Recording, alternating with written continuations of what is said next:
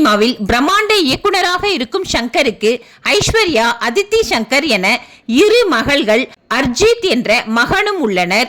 இதில் அதித்தி கார்த்திக் நடிப்பில் வெளிவந்த விருமன் படத்தின் மூலமாக தமிழ் சினிமாவில் அறிமுகமானார். முதல் படத்தின் வெற்றியை தொடர்ந்து சிவகார்த்திகேயனுக்கு ஜோடியாக மாவீரன் திரைப்படத்தில் நடித்திருந்தார். இப்படம் 100 கோடிக்கும் மேல் வசூல் செய்தது குறிப்பிடத்தக்கது. சமூக வலைத்தளங்களில் ஆக்டிவாக இருந்து வரும் அதித்தி சங்கர் நடிகை சிம்ரனின் தொட்டு தொட்டு பேசும் சுல்தானா பாடலுக்கு நடனமாடி வீடியோ வெளியிட்டுள்ளார். தற்போது அந்த வீடியோ சமூக வலைத்தளங்களில் வேகமாக பரவி வருகிறது. இதோ அந்த வீடியோ. தொட்டு தொட்டு பேசும் சுல்தானா